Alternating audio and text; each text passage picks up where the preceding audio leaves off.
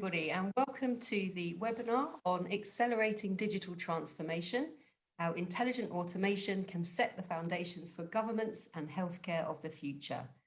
I'm Siobhan Bonita. I'm a former UK senior civil servant, and I'm delighted to be chairing this webinar on behalf of Global Government Forum and Blue Prism. Now, in terms of today's topic, the coronavirus pandemic saw government and healthcare providers transform their services to ensure that citizens and patients could continue to access the essential services that they needed. Everything from unemployment claims and business support to health communications and appointments were quickly moved online, as well as all the public servants and staff members supporting these operations, learning themselves to work remotely. Due to the need for immediate action, these changes often involved a digitalization of existing services, but there was little time to fully consider whether the underlying processes were efficient and effective. So in this webinar, our panel of experts will be talking about the continuation of this transformation, looking at how the full benefits of intelligent automation can be achieved, including to improve business processes and free up staff from those routine tasks to focus on the more complex, creative, and innovative solutions. And our expert panel will discuss all of those issues and more in a few moments, but it's also to say that this is an opportunity for you, our audience, to put your questions to our great panel. So on whatever device you're using, you should see at the bottom of your screens, there's a Q&A function. So at any point from now onwards, please don't be shy, use that Q&A function to send in your questions, and we'll really put our panel to the test today and get through as many of those questions as we possibly can. So we do have a really stellar panel with us here today. So I'm going to introduce our panelists and then invite them to give us their opening thoughts. So first we will hear from Steve Picot, who is Vice President for America's Public Sector and Latin America at Blue Prism. And over the course of his 25+ year career, Steve has held senior positions in a range of organizations with a focus on digital transformation and cybersecurity. And in his current role, he works across government, healthcare, and higher education sectors in Canada, the United States, and Latin America. Then we'll hear from Janke Coppens, who is Managing Director for Intelligent Automation at ATB Financial, part of the Crown Corporation of Canada. It's an organization that provides financial services to over 770,000 residents and businesses. And Janke has a successful track record in business transformation over more than 15 years, building high-performing teams and solving complex enterprise challenges. Then we'll hear from Jessie Tutt, who is Innovative IT Intelligent Automation Lead for Alberta Health Services, Canada's leading healthcare organisation and one of the country's largest organisations overall. Jessie has worked in IT for over 20 years and has deep experience, including with robotic process automation, so RPA software development, business intelligence and data warehousing technologies, and much more. Then last but not least, we'll hear from Grant Abrams, who is partner and Ottawa market leader for KPMG Canada. Grant works extensively with government departments, agencies, crown corporations and others in the broader public sector, and is focused on helping public sector organisations to optimise their corporate service functions in particular, often by leveraging intelligent automation technologies. So I'm sure you'll agree with me that we have a really brilliant, interesting panel with us here today. As I've said, please take this opportunity to ask all the questions that you've got about intelligent automation. Today is your opportunity to do that. But without further ado, I'm now going to invite Steve to give us his first presentation. Over to you, Steve. Thanks, Siobhan, and thank you. Thanks to our audience for taking the time to join us today, and most importantly, thanks for Janke and Jessie and Grant's participation. You know, hearing from the people who are doing this on a day-to-day basis is really the most important part of this. And speaking of doing things, it's one thing that that I did mention in my bio is that I do have a background in doing this, and that's important. I spent 50 years on the delivery side, where Grant lives, as well as running my own business focused on security-related data analytics. And at that time, I didn't have some of the tools that are available now. We were doing things like scripting, and it certainly was not available to the general population. And it's really made a huge difference in some of the use cases. And we'll talk about some very real world ones today. Uh, One of the first things I like to do with anything that's RPA related, or in this case, intelligent automation, is demystify it and talk about the definition of the word. Everyone interprets this somewhat differently, but I like to get on going back to the data science roots. I look at it as the evolution of Excel to Hadoop, if you will. I look at rules-based structured data processing to where we're moving, which is AI-driven. Using tools like natural language processing, machine learning, to extract and automate unstructured data, which is really the structure being the tip of the iceberg, the unstructured being the things that really have potential business value if we get to them. So that's what I think is exciting. But if you take it a step further and look at it perhaps in terms of waves of maturity, versus getting into this constant definition battle of RPA to intelligent automation to, we have a new one, hyper automation, right? Which is really taking it beyond what I just talked about and looking at more cross-platform integration. It's ultimately where people want to go. But if you think of it in terms of waves of maturity, with the first one being, just looking for efficiency in processes and discovering the processes that need to be targeted and improved, so you are assured of getting the most ROI for the effort invested. With the second piece of it being moving it up, and perhaps you've established a center of excellence, a COE at that point. With the next level being more business performance related, where you're actually using RPA and NIA to drive key performance indicators across your business. You're actually reporting these on a regular basis.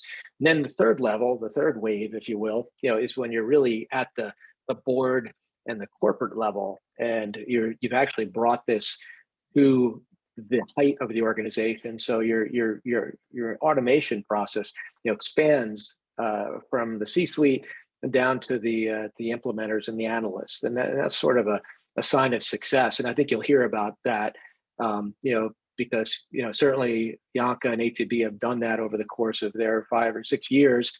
And Jesse has, the AHS has been like a rocket ship, in a year or so, and accelerating into a very more mature program in terms of implementation, if not so much by time. So industry shifts are happening, right? We just went through one, the Blue Prism.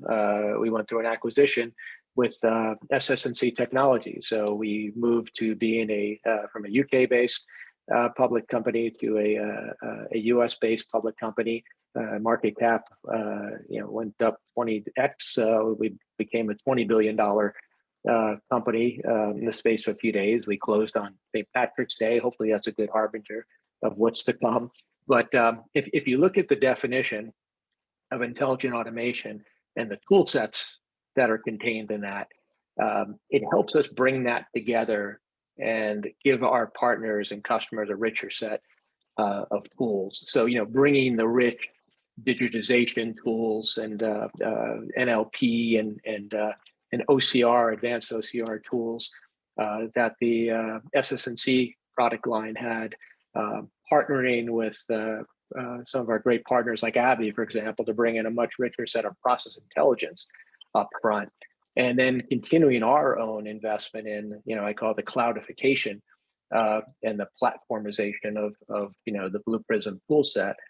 So our customers are able to easily plug different tools into it and deploy it in different consumption models. So that's really the most important thing that we could do, is that we keep up with them as our customers push us and our partners push us. And it's great because often, I think Andre would allude to this as well, that often we have customers on board on phone calls with our product development people, and they get our product development people scratching their heads. And that's a wonderful thing, right?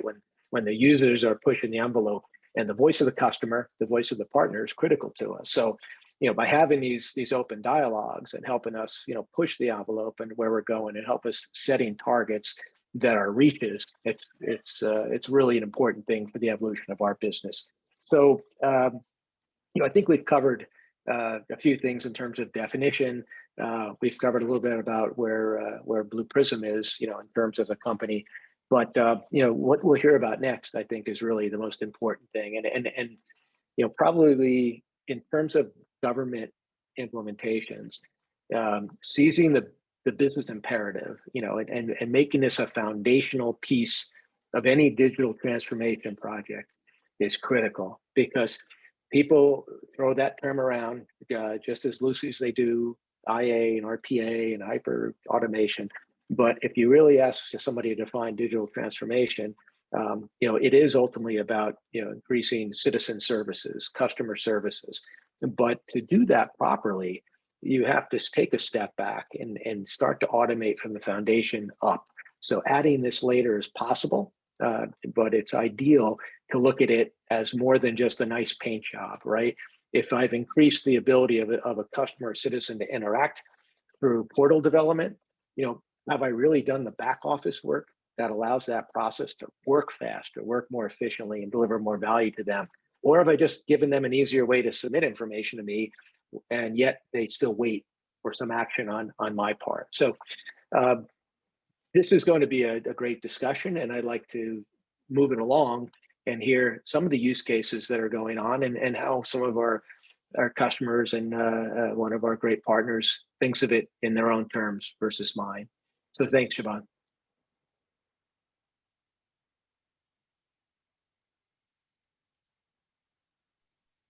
Thank you very much, Steve. A great way to start, because I think really important that we have that demystification of the terms, because some people on the audience may be further along their journey than others in terms of how much they know. And actually, on that note, I think what we're going to do now, we're going to have 2 audience polls during this webinar. And I think we'll bring in the first one now, and then we'll do another one at the end of the presentations. So for the audience, the first poll is coming up on your screens now. So having heard Steve there set out some of the kind of definitions, how you use automation, what it can be used for, we're going to ask you, where are you in your automation journey? And you've got the various options there. You can just click on which one you think represents you most. Are you just getting started? Do you know what intelligent automation is, but you're not currently using it? Do you currently have a few automation implementations where you work? Or are you using automation widely? We're going to give you a few seconds just to look at that and click one of those 4 answers for us. And then in a moment, we will bring up the questions from the poll. And then it'll be interesting to see at the end, we've got a second poll question for you, see what the results of that poll are as well. Alexa, I think how many people, here we go. So we have in our audience currently, we have, that's quite good actually. So you've got 44% there saying we currently have a few automation implementations, but you've got more than that in total saying just getting started, or they know what it is, but they're not currently using it. And just a small number there who answered saying they're using automation widely. Steve, before we go on to our next presentation, does that surprise you, or is that what you would expect? Probably a bit more in the current implementations. I guess if you really got into definitions, if you use maybe, dabbling and having some very, very early experiments, and separated those from, what I would call an early stage actual end-to-end process, I think those numbers might shift a little bit. But no, it's actually not a big surprise. Okay, well, even more important then maybe that the audience hear from people that have been on this journey, that do have the story to tell. So I'm now going to invite Janka. Janka, over to you for your thoughts. Thank you so much. So as mentioned, Janka Coppens, and I'm the Managing Director of Intelligent Automation at ATB. So today I plan to talk a little bit about and share a little bit about the tremendous progress we've made in this space, so advancing our intelligent automation capabilities and the impact this is actually having on our clients. So ATB, as mentioned, is a Crown corporation, and we're the largest Alberta-based financial institution. So we have assets over 56 billion and a team of 5,000 helping more than 800,000 clients. So as part of a rapidly changing and highly regulated market in Canada, ATB is committed to making smart and swift investment decisions and investments in the digital revolution. So when we first started looking at and exploring automation, we were really looking at RPA to begin with.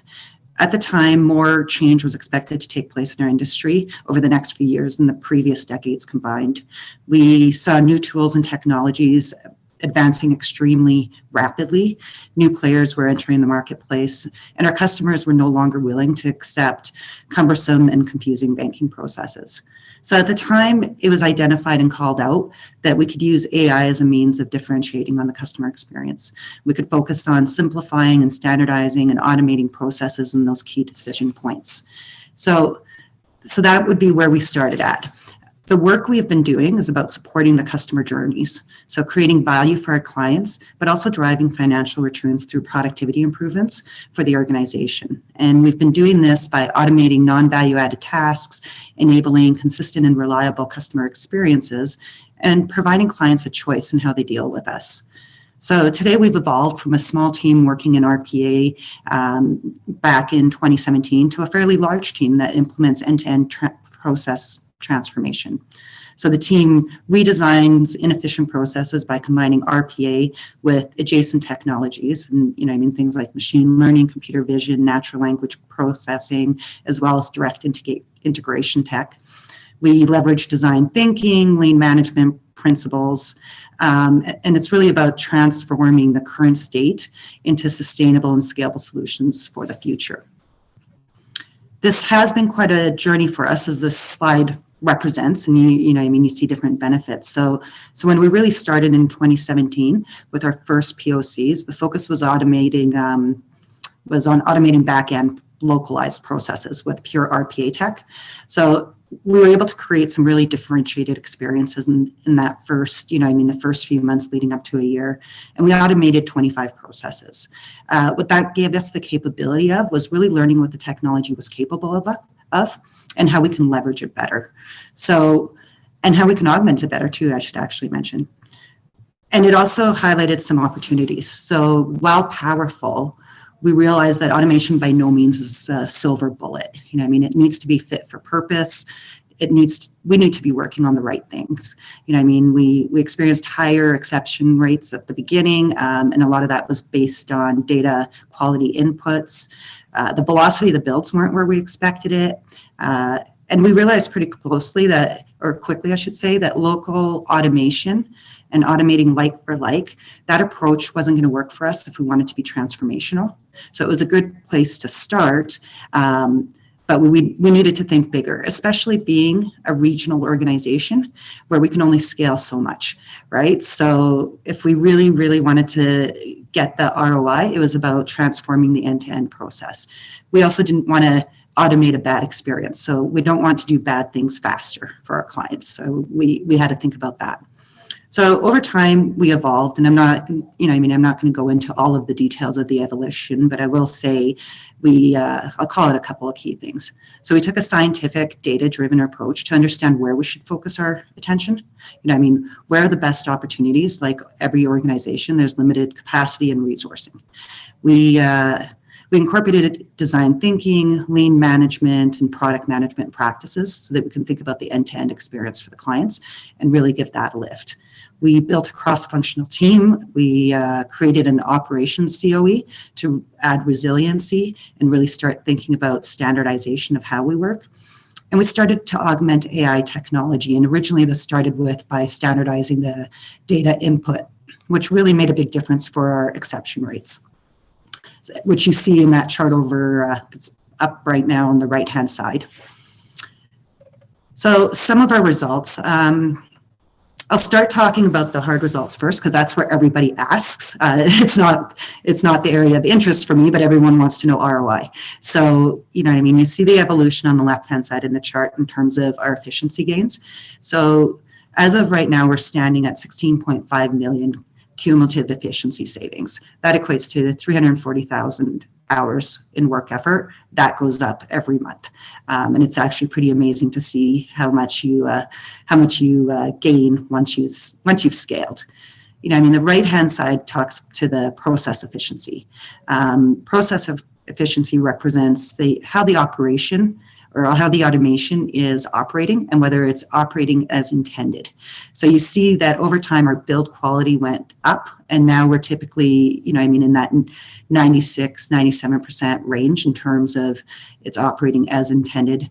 And by as intended, I mean we're not getting computer timeouts like system lags, that kind of thing. It's always doing what it's supposed to do, right? But sometimes it encounters issues with the systems that it's interacting with. What I do like talking about when it comes to the results area for us, it gets into the softer side of things. So the customer experience.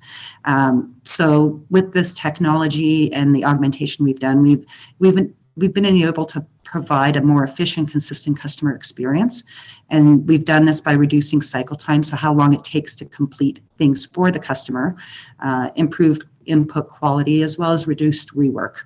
So the customer is actually seeing a much better experience. In a lot of our processes, we've had a 99% reduction in cycle time. Something that used to take 3 days to fulfill takes 3 minutes now, which is great. For our team members, we've increased the capacity for them to be able to focus on value-added complex work. So we've taken away the mundane. The interesting thing here is this has influenced how our departments are structuring their organization, particularly in back-end offices. So, you see more employees being cross-trained. Leaders need new skills.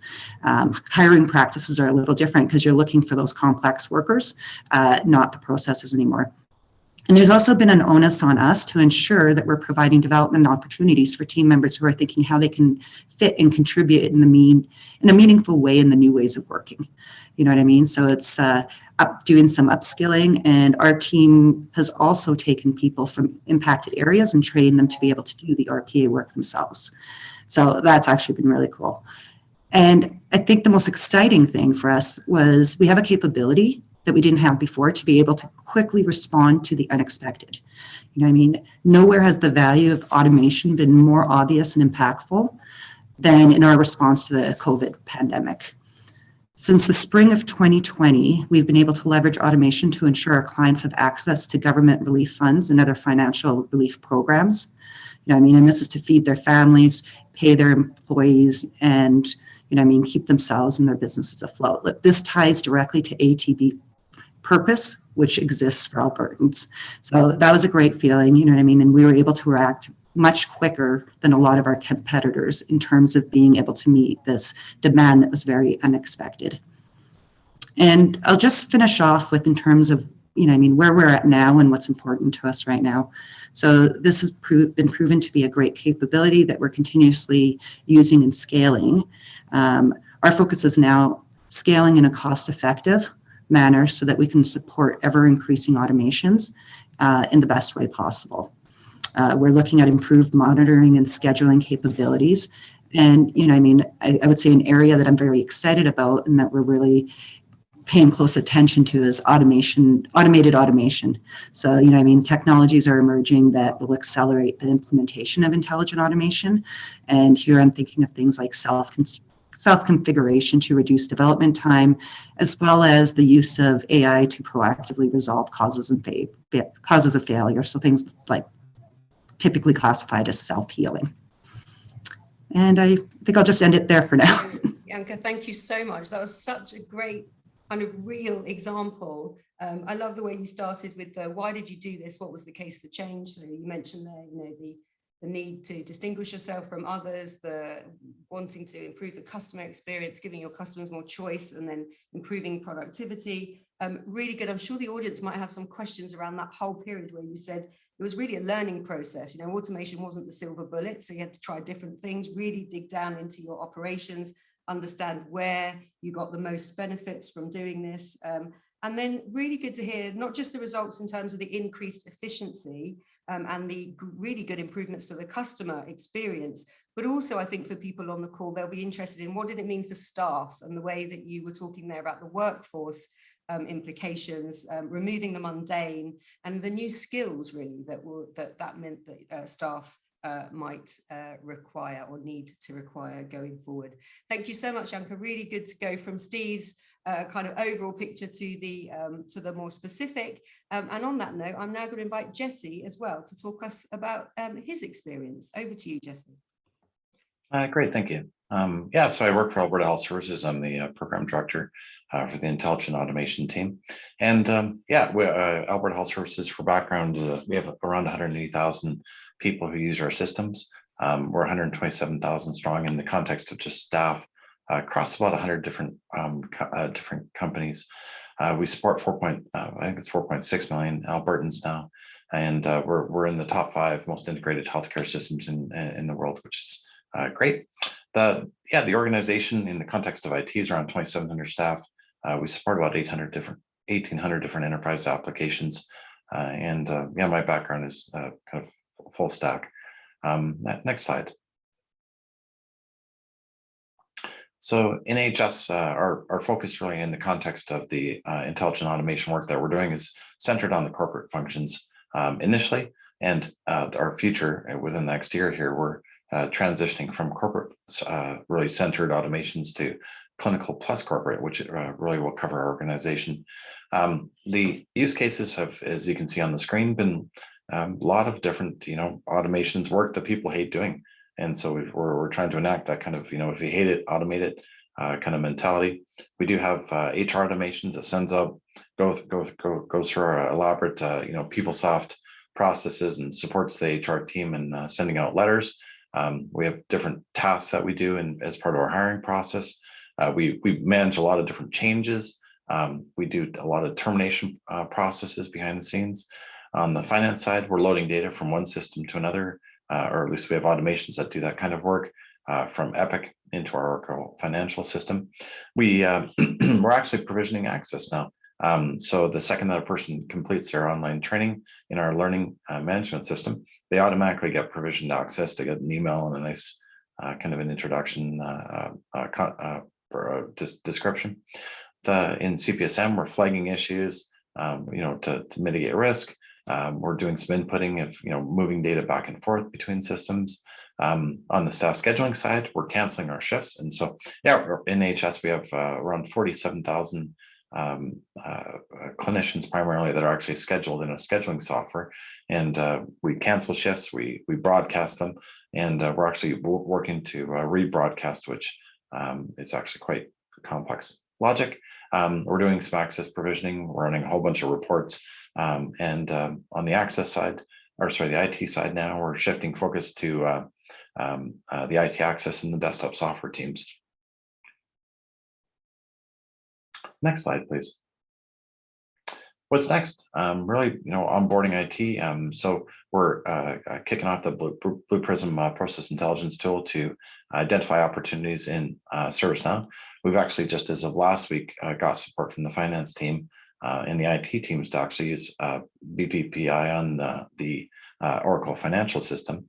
We're using Decipher on a whole series of different financial forms. We're using Interact and on ServiceNow to replace. We've got around 17,000 different forms, and so we're kicking off a lot of analysis on these automated forms. The hope is we can use Interact, and we'll probably need to use ServiceNow as well for a few of them, depending on the use case.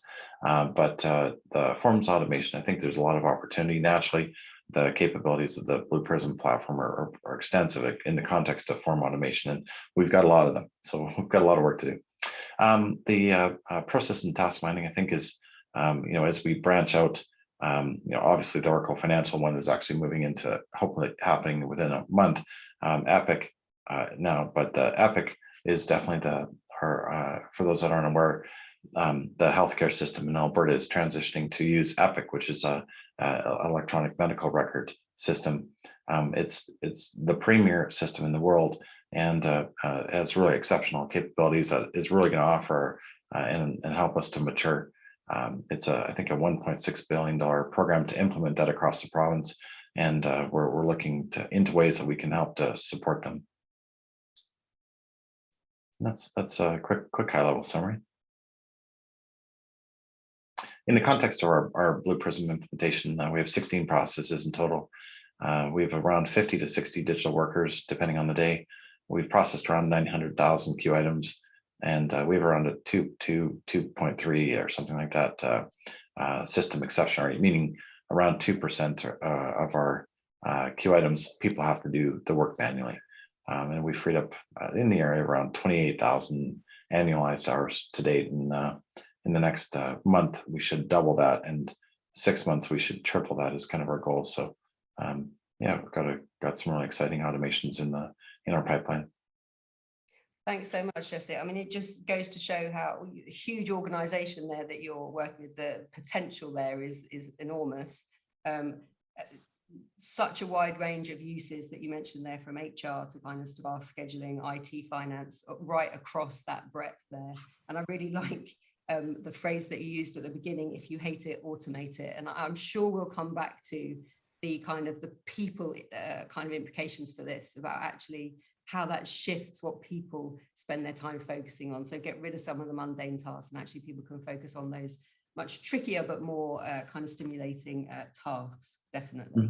And then looking forward to the future, as you say, lots more to be done. It seems from what Janka said that the more you do, the more there is to do, that you can just, more and more improvements can be made on all of these. Just before we go over to Grant for our final opening presentation, I see there's some questions coming in already. Please do keep those coming in from the audience, and we'll get to those questions in a moment. But Grant, I'm now going to ask you for your comments. All right, thanks, Siobhan. Two great success stories there that we just heard that are very impressive. I'm going to sort of bring it back up a level and just talk about how I think about intelligent automation from a few different lenses. But you would have heard a lot of these themes, I think, in the stories that Janka and Jesse just covered. First one is really the ways that get work done. And so I'm assuming and guessing that many of the folks listening in today are managers and leaders in their organizations, and that you're responsible for getting a body of work done. And there's many ways to do that. The main one that we all have is our internal teams, right? And lots changing there in terms of how our internal teams are working and remote work and all of that, but that's still the primary method that we think about to get our work done. Second one that's growing is the gig workforce. So if we need a specialized skill set, or we've got peaks in terms of workload, we can bring in gig workers, get them to do a piece of work, and then move on to their next gig. The third one is intelligent automation and digital workers. And so that's sort of the way that I think about intelligent automation, is it's that third option for how we can get work done. And typically the work that is most suited to the digital workers is the tedious stuff, the repetitive stuff, the work that most of our core teams aren't all that interested in doing anyways. So I know that certainly in the early days, there was a lot of reluctance around, the robots are coming, they're going to take away our jobs. But from what I've seen with most clients, they're actually quite accepting of the idea of having digital workers and come in and take away the boring parts of their job, and freeing them up to do the creative things that only humans can do in the complex problem solving. So bottom line, I guess, for that one is think about digital workers as one other way to get work done. Second lens I wanted to talk about is more what I see as a paradigm shift from process reengineering and lean to process automation. And it's not that process reengineering and lean is dead, but the benefits that we could get in the old days from reengineering were all the same things that have been talked about today: greater efficiency, greater quality, reduction in errors, and faster turnaround times. But when you combine that with process automation, it is a paradigm shift. I remember meeting with a client a few years ago when it was, I guess, less well known, and they had a project that had been underway for a number of months, looking at reengineering in their HR processes. And when we met with them and showed them, well, here's how that same process could be automated end to end, it was definitely a paradigm shift for them.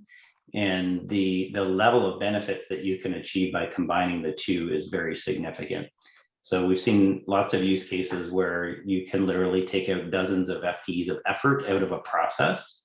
But it is about more than just the efficiency and cost savings. the robots work 24/7. They don't take bathroom breaks. So the turnaround times are really a big improvement as well. And they always do what you tell them. And humans make mistakes. Robots, if they made a mistake, it's because you told them to do the wrong thing. So significant error rate reductions as well. So the one question I get a lot from clients is, should we do process reengineering before looking at automation so that we're not automating, bad processes, which was mentioned earlier? And my answer is always definitely not. You should do process reengineering in the context of your automation project, because how you re-engineer the process may actually be different when you think about it from an automation lens. Last thing I wanted to talk about briefly is intelligent automation as part of your digital toolkit. So I think, some naysayers would say, in a perfect world, we don't need intelligent automation. All of our systems would be perfectly integrated. We'd have end-to-end automation. And that may or may not be true, but what is definitely not true is we don't live in a perfect world, and we never will. And so intelligent automation is a tool that's here to stay, and it needs to be part of your digital toolkit. At the same time, I would say it's not the answer to everything.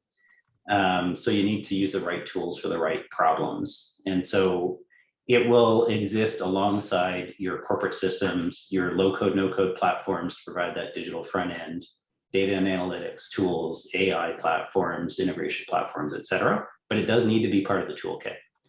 So I guess the advice on this one would be focus on defining the services, designing delightful client experiences, and then automating it end to end with the multitude of tools at your disposal. So maybe I'll stop there, Siobhan. Great. Back to you. Thanks so much, Grant. I love the way that you set that out in terms of kind of the workforce of the future, your kind of permanent members of staff, then people that you bring in for specific projects maybe, and then your digital workers, as you say, that can be working kind of 24/7. I really like that way of looking at it. What you say there about the paradigm shift when you bring together the kind of traditional process reengineering with some of the new intelligent automation techniques, but also, as you say, mirroring, I think, what Janka said as well, which is it's not a silver bullet, and you don't want to automate bad processes. So you need to understand where and when you use some of these new tools, and to have it as part of your toolkit. So thank you so much, everyone, for those fantastic presentations. We do have some questions coming in. We will get to those. And Janka, I will come back to you on the efficiency one in a moment. But I did say we would have a second poll.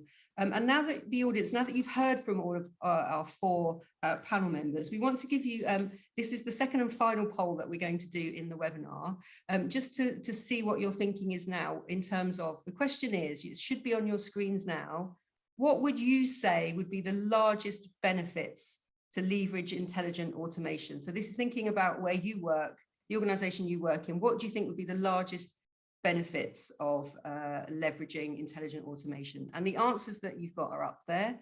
To increase citizen patient services, improve citizen or patient engagement and satisfaction. So something that Janka definitely mentioned, I think Jesse talked about as well in his presentation.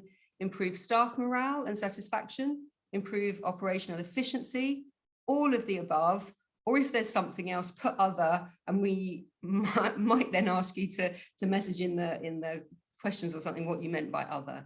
But we'll give you a couple of minutes, a couple of seconds now, tick one of those 5 answers, and Alexa will know when we've got enough people answering, and then we will show you the results on the screen.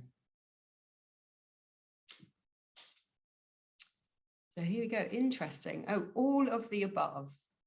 So I think that did come out in the presentations, definitely, that there is this range of benefits there. So 69% of the people answering thought the benefits would be all of the above. Nobody ticking just staff morale and satisfaction, which is quite interesting. So thank you very much. Bearing in mind, to the panel, I'm going to ask you a couple of questions. Now, do feel free to comment on that poll if you think that everybody thought the benefits were all of the above.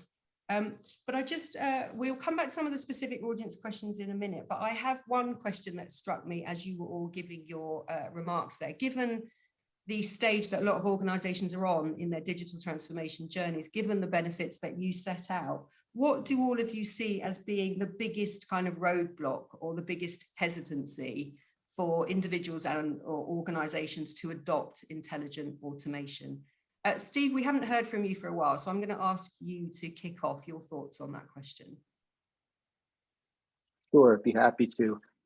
If I had to distill it all down to the single biggest roadblock, I'd probably have to say it's where RPA first takes root. It's figuring out where it exists in an organization. Is it a business process or is it an IT process? That seems to be that relatively simple question seems to really be a hindrance to a lot of these programs getting started.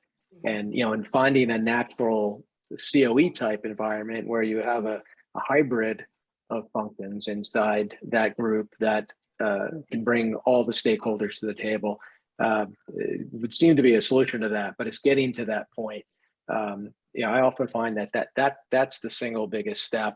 And if I was allowed to have sort of an A and a B on that one, the second one, and that's why I was a little surprised at the poll we just saw, it would be the human side of things, particularly in a unionized scenario. People often have either overblown or incorrect or inaccurate perceptions of how this would affect their work life. So definitely a little surprised, about how HR, would factor into it as well. Yeah. So.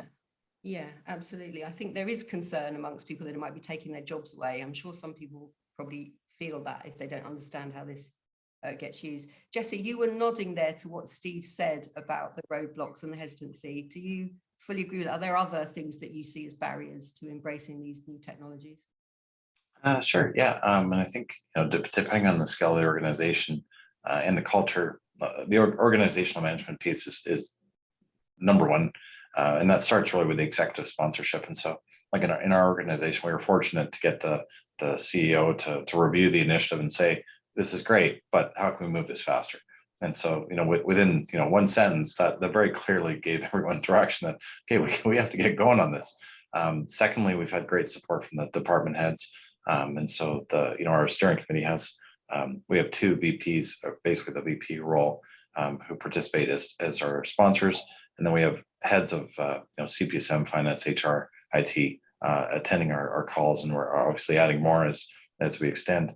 But that change management piece is probably the most important piece, and having really strong communication plans. Your stakeholder analysis templates for each of the different departments, and draft templates, and communications, and awareness campaigns, and being able to have the business feel that they're driving it and knowing that they drive it, really shifted the structure of the way that we actually handle automation. We asked the business, hey, you assign someone as an automation champion who collects the ideas in your department using our template, which you fill out completely without even talking to us, and prioritize the automations and then submit them. And then, ultimately at that point, they get to the governance committee and we get engaged. But I think it really needs to be driven by the business, and for the teams that are struggling and can't come up with the ideas, then we start pulling in tools like, BB, the process intelligence tool to assist them. But I think having it business driven, having executive sponsorship, and really having a really detailed plan in the context of the change management is really foundational. And none of that stuff is the automation program at all. You know what I mean? It's all business. And so, we're helping them really. I mean, it shifted our focus. We started being, focused on automation and technology and tools and, the fun stuff that I think most of us enjoy. But the last second half of our journey has really been on the OCM side, working through the resistance and the process kind of methodology. Yeah. And my quick point on the poll, the cost avoidance is actually, I think, worth noting, and I was surprised that wasn't an option. And I think, in the context of certainly there's tons of other benefits, risk and employee sat and customer sat and whatnot. But cost avoidance is I think needs to be front and center. Otherwise, creating an automation program costs money, and you need to offset that by the benefit. And it's one of the few technologies that you can have a measurable reportable, data-driven approach on the benefit realization, how many other projects can you do something and prove that you added value? And so yeah, there's a lot of opportunity there. And I guess there are other benefits like reduction of errors, reduction of fraud, all of those things as well would come in at a whole list of things as well. Thanks. Grant, I'm going to come to you because Janka, I want to touch on another question with you. But Grant, so we mentioned there, in terms of the barriers mentioned there, kind of people not understanding maybe where to start, where to apply things like RPA in their processes, but then the really big thing around kind of staff awareness and maybe some hesitancy amongst kind of people, so the need for communications. What are the other barriers that you see to the adoption of intelligent automation? Yeah, no, and I think Steve and Jesse covered a lot there, but I would have said bottom line kind of myths and needing education on the art of the possible is probably the biggest thing. But it's I look at the business side and then on the IT side. So for the IT folks, it's more getting acceptance that this needs to be part of the application architecture, getting comfort around security concerns. And once we get over those hurdles, then we've got IT on board, and I do believe strongly it has to be a partnership between IT and the business for it to be successful. And so I've seen clients where it really starts on the business side, and then it needs to slow down because they didn't get IT engaged early enough until they get over that barrier. On the business side, I think some of them were covered.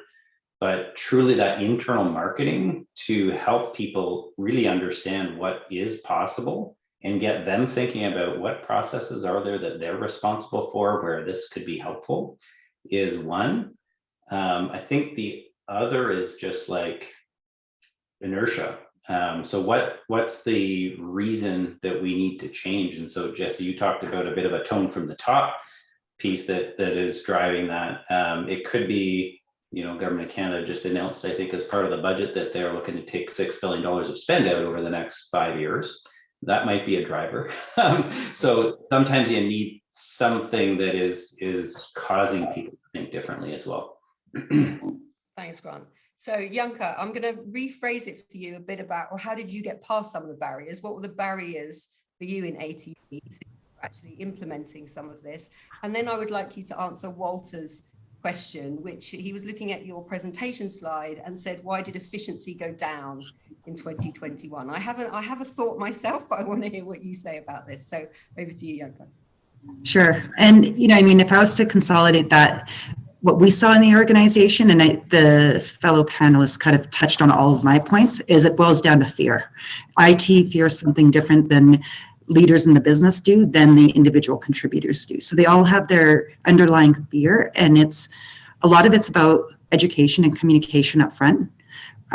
They don't understand the technology, so we got better over time in terms of when we started working with new teams, even if it was within an area we've done a lot of work in, but it's a new team, that leader needs to be on board, and it's usually your middle management. It's, once you've done it a couple of times and you've shown the results, you have the executive support. But it's those middle managers, because their job will change. The way they run their teams need to change. The way they structure their teams need to change. So you have to work with them so they know what kind of changes are coming and how it's going to impact them, and give them the information so that they can start planning in advance. And that's where some of the reporting is extremely helpful.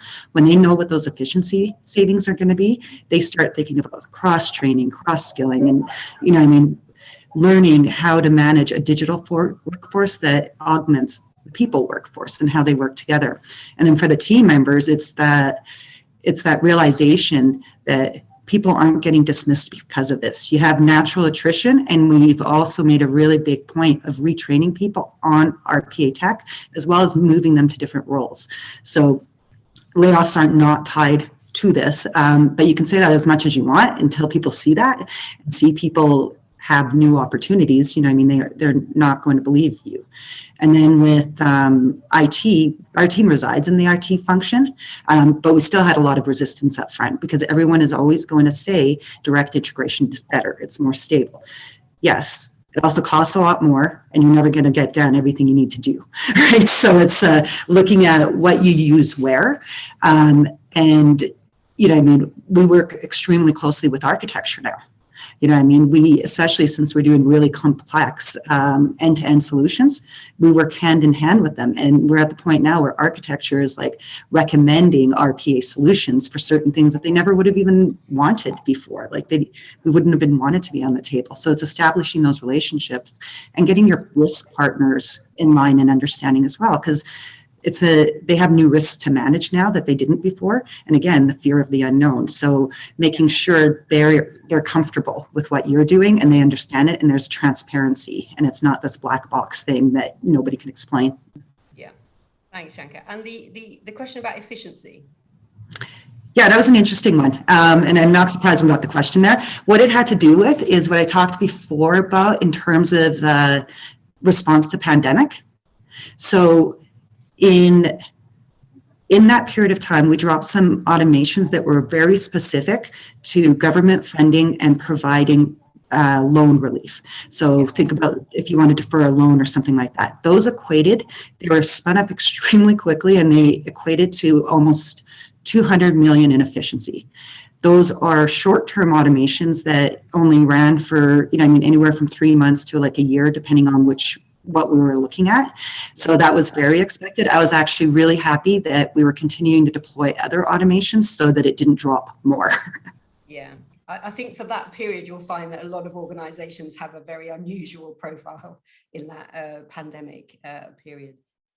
Janka, what you said there, and I think building on what others said about kind of getting people to understand across an organization what the benefits are, and IT not being an add-on. So Retha has put in a question saying, how can people get more involved when there are so many roadblocks? And some of the culture is to do with units within the organization not giving importance to innovation. So she's saying, for example, there are silos between IT, data, program, policy areas, and these aren't always well integrated, and there aren't kind of innovation hubs. So any tips is not specifically obviously around information itself, but I guess it's about how do you actually get this applied effectively within an organization. I'm going to come back to you, Janka, because you touched on it. If you wanted to add anything to what you already said, and then I'm going to ask the other panel members for their thoughts as well on this. Janka, your thoughts, because you okay, sorry for the one question. Okay, just to make sure, I didn't want to talk over anyone. Yeah, I'm not going to lie, it's not easy. One big shift we made after 1 year, because we realized as soon as you start thinking end to end, you're pretty much involving the entire company. You've got frontline employees who are entering in the information and the requests. You've got the back office who's fulfilling them. You have all your other stakeholders. You have risk at the table. So it just becomes this almost unmanageable group of stakeholders if you're not careful about it. But you do need everybody at the table, because anyone could shut something down pretty quickly if the voice is at the top. There was a question around Agile, and we shifted to Agile after their first year. That was a massive help. We're very much pro-Agile on the team for pretty much everything we do.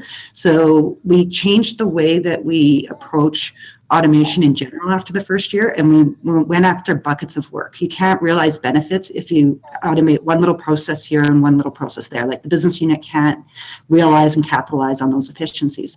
So we started bucketing them into bigger groups, and then from there we would form a squad that would tackle them. So a cross-functional team identified the key stakeholders, ensured we did showcases of the work in progress and what we were going to do next with those key people every 2 weeks, and we stuck to that schedule. We had a monthly steer coat that has people from the top across every area, provided updates there. So it's just this massive communication effort and bringing people together in ceremonies around regular cadences, so that you always had the right people at the right level involved throughout, and no one got surprised as you went.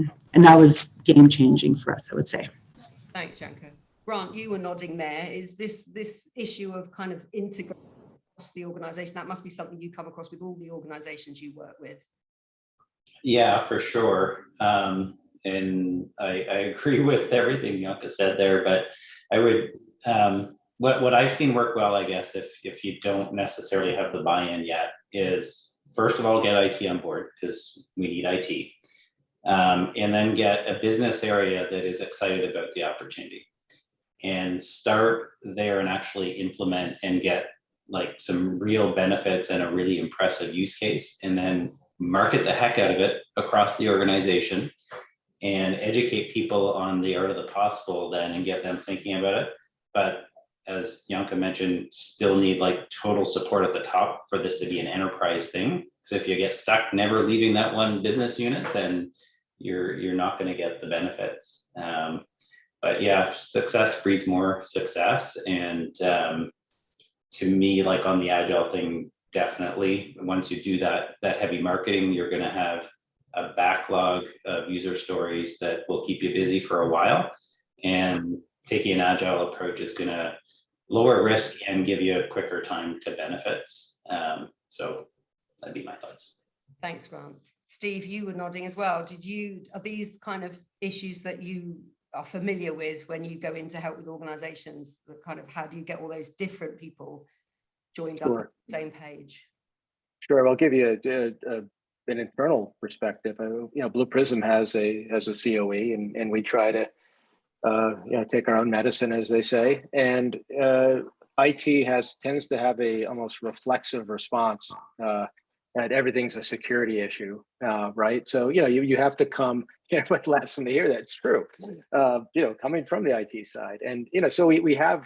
We've done a lot of work around that, and we tried to make that easier for our customers and partners by investing in our own security resources. So giving them people that are able to speak to security. But I'll tell you one thing. A digital worker doesn't fall prey to phishing, right, and things like that. And they could be given the same and more digital rights management and be locked down far beyond the vagaries of human behavior, right? So in many ways it's more secure.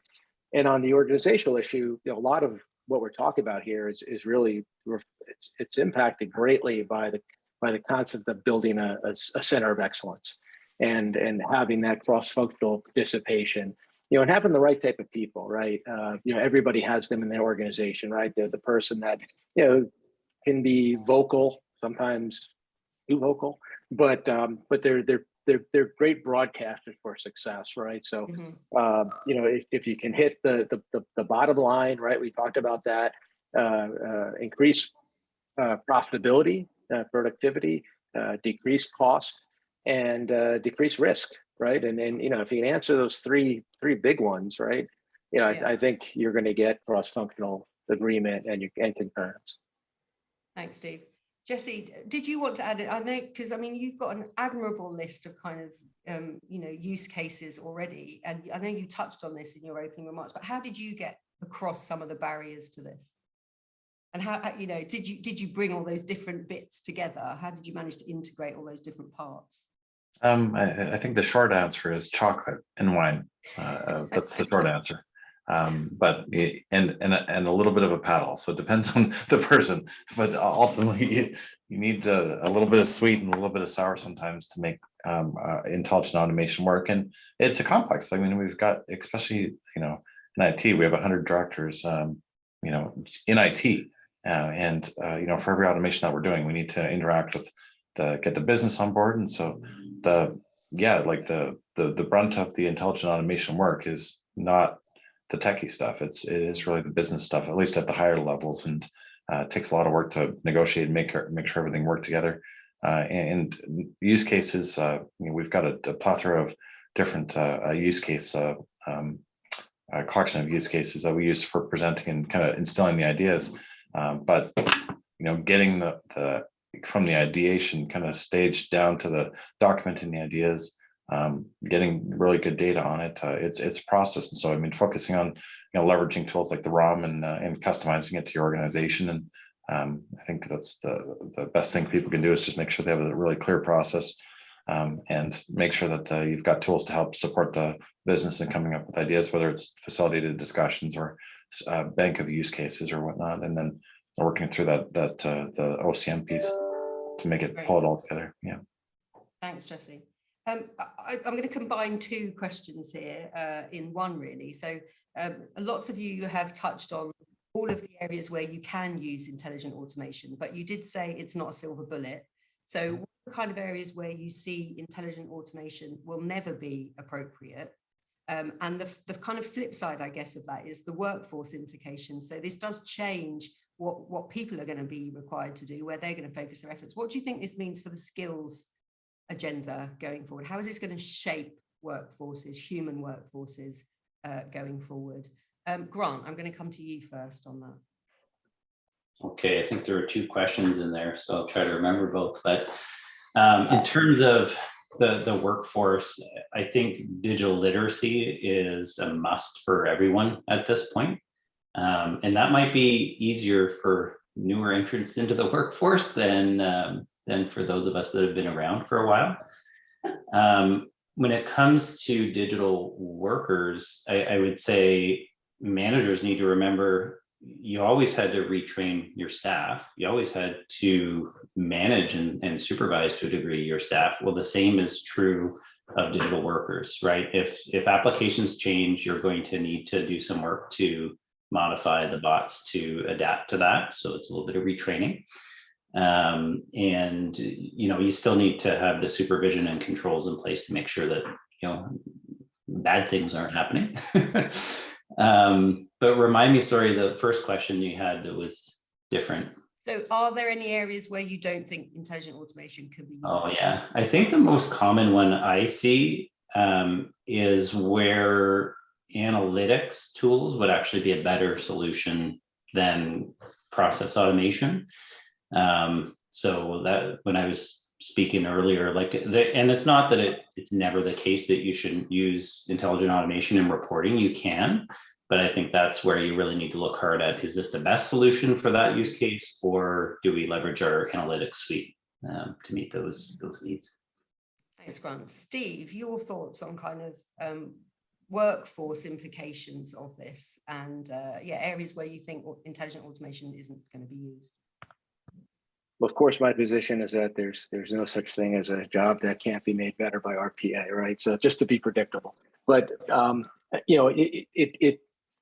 and I want to maybe tie in the workplace efficiency thing a little bit too. If you look at the statistics on that question, which is it is a good question. Microsoft released a report in January that said that their developers were more efficient, or consider themselves more productive, whereas 30% of the rest of the Microsoft population said they weren't, and that they were slowly migrating to more asynchronous communications, getting out of video calls and telephone calls and getting into text and email. So there's certain elements of it that definitely could be less efficient. But as far as, I think there's elements of every job that could be made better or offloaded onto automation, with very, very few exceptions. Ones that simply depend on the thing that makes us human, right? I mean, and we can think of some of those, but I think there's certain things that are certainly more given to it, and they're more obvious up front. But I think there's very few. And to Grant's point about analytics, the lines get very fuzzy when it gets into intelligent automation and hyper automation. So, but you might look at, from an analytics tool, you might use automation to feed that tool. Find different data sources, or automate different data sources and reporting. So sometimes the automation is at the front end or the back end, but the function itself is a totally separate thing. Thanks, Steve. You said there's nothing that can't be improved by RPA. So Retha sent in a second question. I think this might be a personal issue. Maybe she has a very large inbox here of hard copies, I think. So how do you increase efficiency when a senior management has to sign hundreds of documents, e.g. funding approvals? Isn't it quicker just for the person to do it than to try and automate that process? Jesse, you're smiling at that. So is that an example, for example, where you wouldn't want to use this? I think ultimately we have a stack of solutions, and RPA is one of them. And sometimes it's custom code, sometimes it's form development, sometimes it's use SharePoint list, sometimes frankly, some of our automations, just because we don't want to impact the business much, they're all what we're doing is literally like, hey, here, there's a brand new folder in your share. Whenever you have an Excel document that you're ready to process, copy the file into that folder, and it will be magically moved to the processed folder. And so I think I agree. I can't think of any use cases where you can't use RPA short of, there's certainly some like archaic systems that you may not, you might not want to accept the risk, like, Citrix environment where, you aren't able to use the, it's not a good example, but, maybe there's use cases for other technologies is my point that might be a better fit, but I mean, there's nothing that comes to mind that you couldn't use it for. So, but either way, yeah, it all depends on, I think that the short answer is picking the best solution technology for the best step in the process and going through, the standard process, which everyone uses of documenting the process that the business wants to automate in the PDD and going through every step and figuring out what the best technology is. Yeah. Thanks, Jesse. I can't believe how quickly we've gone through. We're running out of time. So, Janka, I'm going to come to you with the next and probably the final question here. And this question is a really interesting one, actually, because it will be very real for a lot of people in the audience. So there's a lot of legacy technology within government and healthcare organizations. How can this technology be used to work with existing? So how can this new technology, like intelligent automation, be used to work with existing, often aging systems that are not easy to replace, or they're too expensive to upgrade in the near future? Janka, your thoughts on this, because this must have been a reality for you. This would probably be one of the biggest reasons that we use RPA, is because we're an organization that's been around 80 years. We've got legacy systems. We're an SAP shop. Our systems don't talk to each other as new ones get developed. So you have employees copying and pasting information from one spot to the other. Things are getting miscoded, all that. This is actually why we do it. We're mimicking the human action of bridging the gap between our legacy systems and some of our newer systems, and no one thing can do everything. So this just lessens the pain, and that's where that's where I would say is the low-hanging fruit, is just moving information around and making sure you don't have one person that's doing an address change for a customer that has to do it for five different spots because they have 5 different products. Yeah, Janka. Grant, I'm going to come to your thoughts on that. So the legacy system, do you agree with Janka that this is one of the reasons for using it, but do you think there are problems where actually ultimately some of these systems are going to have to be replaced? Yeah, like I would have had the same answer there primarily, like this is the reason why you use RPA as an example. But the thing I add, eventually those systems will need to be replaced.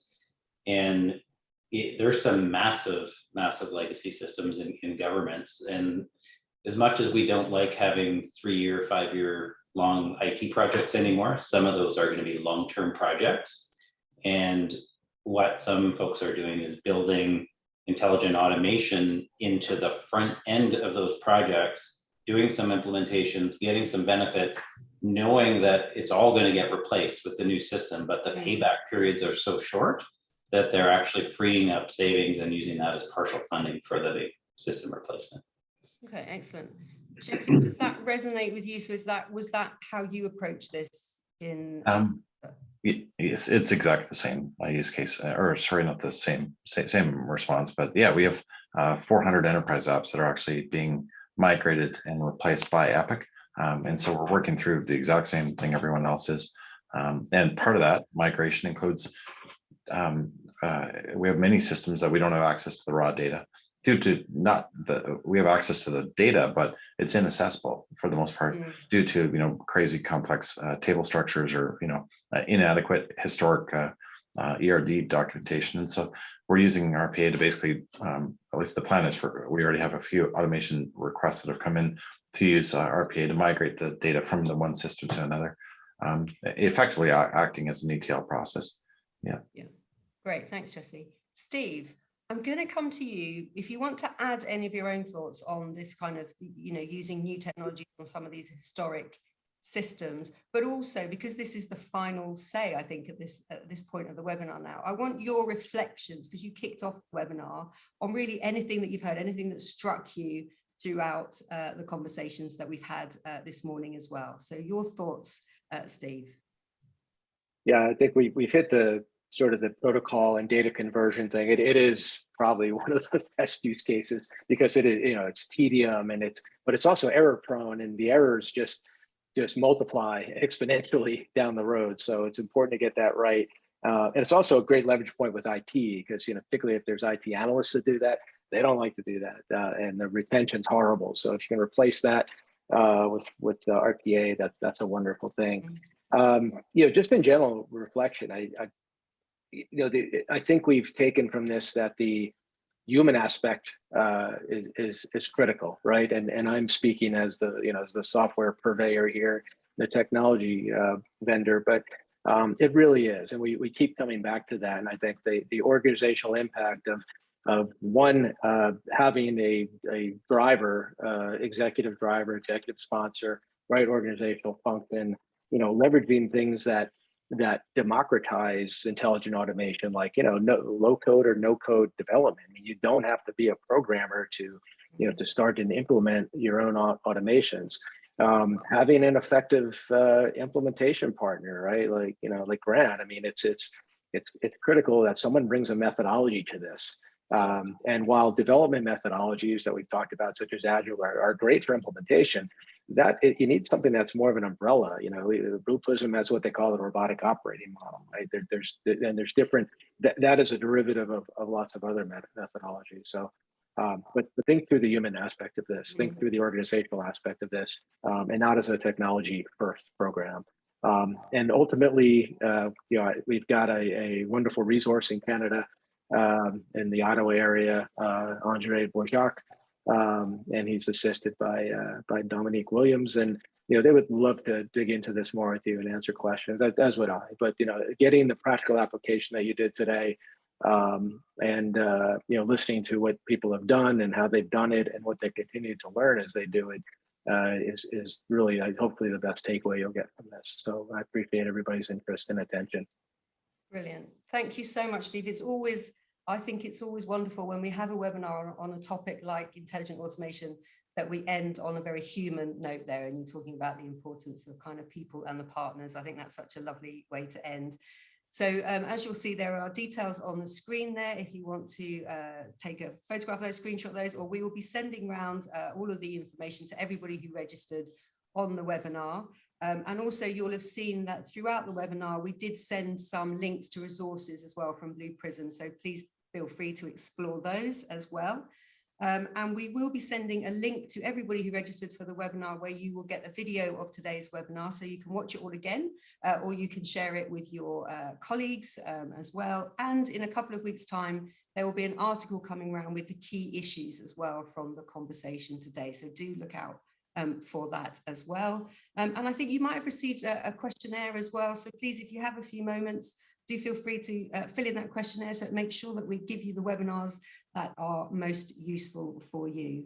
And that just leaves me to say then a huge thank you to our audience for sending in some great questions, but to our brilliant panel especially. So to Grant, to Janka, to Jessie, and to Steve, thank you so much for sharing all your time and expertise with us. And thank you to Blue Prism for giving us your knowledge and expertise today. Thank you, everybody. Enjoy the rest of the day, and we hope to see you again very soon on another one of our webinars. Thanks a lot. Bye-bye. Cheers.